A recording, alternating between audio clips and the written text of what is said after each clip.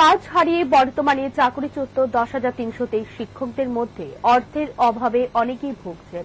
এরই মধ্যে একজন হল গণেশ দেবনাথ। চাকরি হারিয়ে অসুস্থতায় ভুগছেন দীর্ঘ 1 বছর যাবৎ। এলাকার প্রধান উপপ্রধানকে জানিয়েও কাজের কাজ কিছুই হয়নি। এখন দেখার বিষয় সরকার তাদের সাহায্যের হাত বাড়িয়ে দেয় কিনা। বর্তমানে সারা বিশ্বে চলছে করোনা নামক এক ভাইরাসের কথা। সেই সাথে পার্বত্য রাজ্য ত্রিপুরাতে একটি গুরুত্বপূর্ণ বিষয়, যেটি বর্তমান ত্রিপুরা রাজ্যের রাজনীতি থেকে শুরু করে সব ক্ষেত্রে একটি উজ্জ্বলতম নক্ষত্র হিসাবে ডান বাম উভয়ের মধ্যে আলোচ্য বিষয় হয়ে দাঁড়িয়েছে। সেটি হল বাম আমলে পাওয়া এবং বর্তমান সরকারের আমলে চাকরিচ্যুত হওয়া 10,323 নামক শিক্ষক কথাটি। বর্তমানে 10,323 শিক্ষকরা রাজ্যে প্রতিনিয়ত কোথাও না কোথাও উজ্জ্বলতম ঘটনা ঘটেই চলছে। কিছুদিন পূর্বেও 10,323 মহাকরণ অভিযানকে ঘিরে যে উত্তেজনার পরিবেশ সৃষ্টি হয়েছে সেটা সাধারণ জনগণ স্বচক্ষেই দেখেছেন। এমনকি বর্তমান ত্রিপুরা রাজ্যের প্রাক্তন মুখ্যমন্ত্রী অর্থাৎ যে সরকারের আমলে 10,323 শিক্ষক হিসেবে স্বীকৃতি পেয়েছেন, ওনার বাড়ির সামনেও আন্দোলনে বসেছিল 10,323 শিক্ষকরা। কিন্তু এখন পর্যন্ত 10,323 শিক্ষকরা কোনো সুরাহা পায়নি। আর এদিকে 10,323 শিক্ষকদের মধ্যে অনেকেই অর্থের অভাবে বিনা চিকিৎসায় ভুগছে। এমনই একটি ঘটনা লক্ষ্য করা গেল বিশালগড় মহকুমার করিমুড়া এলাকার বাসিন্দা অর্থাৎ 10,323 মধ্যে একজন শিক্ষক গণেশ দেবনাথ। অসহায় গণেশবাবু বিশ্রামগঞ্জ স্কুলে শিক্ষকতা করতেন। ওনার এক ছেলে, 3 মেয়ে রয়েছে বাড়িতে। কিন্তু বর্তমানে চাকরিচ্যুত গণেশবাবু চাকরি হারিয়ে অসুস্থতায় ভুগছেন দীর্ঘ 1 বছর ধরে। গণেশবাবুর স্ত্রী জানায়, চাকরিচ্যুত গণেশবাবু 2019 সাল থেকে ফুসফুসের সমস্যায় ভুগছে।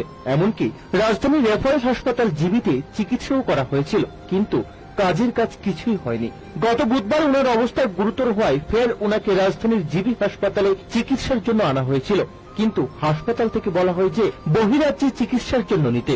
কিন্তু ভাগ্যের নির্মম পরিহাস, বর্তমানে আর্থিক দিক দিয়ে দুর্বলতার কারণে 10,323 শিক্ষক গণেশবাবুকে বহিরাজ্যে চিকিৎসার জন্য নিয়ে যেতে পারছে না তার পরিবারের লোকজনেরা।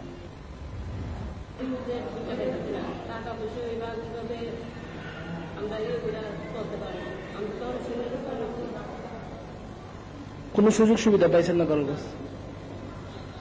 এখন ওনার রোগীর অবস্থা কিরকম?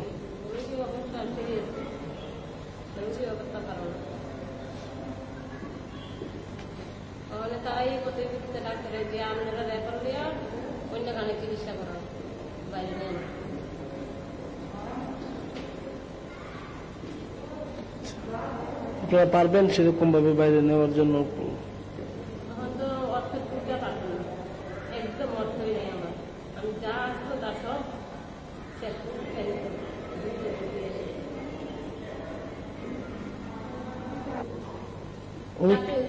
কিসের? কিন্তু চাকরি একদম নাই, আমরা বেতন নাই, আমরা শূন্যের উপরে বসবাস করতেছি। কি করে চিকিৎসা করবো? ছেলে মেয়ে তারা 3 বোন একবার। বাড়ি কোনখানে? বাড়ি বিশালগড় করমুড়া বাড়ি। নাম কি? গণেশ দেবনাথ। অসুস্থ কত দিন? 1 বছর। কোনো বিচার পাইছেন না? এখন কোনখানে গিয়েছি? কি চান আপনি এখন? ওখানে তাই না, আমি সুস্থ হয়ে চিন্তা ভাবনা। গণেশবাবুর স্ত্রী জানায়, প্রাক্তন স্বাস্থ্যমন্ত্রী সুদীপ রায় বর্মনের কাছেও তিনি গিয়েছিল আর্থিক সাহায্যের জন্য। বিধায়ক সুদীপ রায় বর্মন সাহায্য করবেন বলে আশ্বাস দেন। অন্যদিকে গণেশবাবুর স্ত্রী গ্রামের প্রধান উপপ্রধানের কাছে সাহায্যের জন্য হাত বাড়িয়েছিল, কিন্তু কোনো সাহায্য পাননি এখনো পর্যন্ত।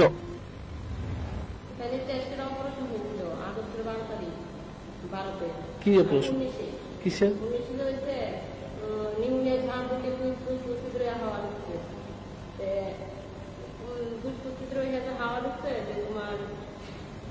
ব্লক মানে বুকে যে কবজন টেস্টের অপারেশন হয়েছিল বলে এটা সাকসেস হয়েছে না। মানে ডাক্তার বলেছে যে তোমরা বাইরে নিয়ে চিকিৎসা করো, বাইরে নিয়ে চিকিৎসা করো, আমরা রেফার দিয়ে দেবো। এখন আমার পক্ষে তো সম্ভব না বাইরে নিয়ে চিকিৎসা করো, টাকা পয়সা একদম নাই। 10,000 আমি ওখানে শূন্যের উপরে বসবাস করতেছি। তারপর আপনি এই অপারেশনটা কোনখানে হয়েছিল? এটা দিল্লিতে। কবে হয়েছিল? আগস্টের 12 তারিখ 2019। তারপরে কি সুস্থ আসলে? না, তারপর অসুস্থ করে এটা তো সাকসেস হয়েছে না। খুব জ্বর পরে কারণে জানাইছেন বিষয়টা? কারণ দেখাইতে বলতে অনেক জীবিত দেখাইছে যে আবার বুধবারে ভর্তি করতে দিচ্ছে। এনে ভর্তি করছেন পরে কি কইছে? তারা বলেছে যে আমি তো রেফারি দিয়ে দিতাম চাইছিলাম, আমি তো নিতেন না রেফারটা বাইরে নিয়ে চিকিৎসা করতে। আমরা কি করবো, তাই খুব সিরিয়াস এরকম। তারপরে তারপরে আমি ঠিক আছে তো আপনারা ভর্তি রাখেন। ও ভর্তি তো আমি ঠিক আছে, কিন্তু বেশি দিন থাকতে পারতাম না এখানে, কিন্তু তাইলে কোনো ট্রিটমেন্ট ভালো করে হইতো না, তাইলে বড় ধরনের অপারেশন লাগতো এইরকম যেটা। টাকা টুকা কেমন লাগবে কিছু কইছি নাকি? না, সেরকম টাকা টুকা হইতো না। আইএলএসে বলেছে তারা অপারেশন করতে শুধু 1,20,000 টাকা লাগবে অপারেশনটা। এরপরে তো পেছনে যা খরচ লাগবে তা তো আমি পারতামই না, আর আমাদের আইএলএস নেবার ইচ্ছাই না। এরপরে তারা কোনখানে রেফার করছে আপনার? তারাও চাইতেছে যে কলকাতা বা চেন্নাই নিয়ে তাহলে চিকিৎসা করে। এখানে কোনো ট্রিটমেন্ট পাইতেছেন নেই?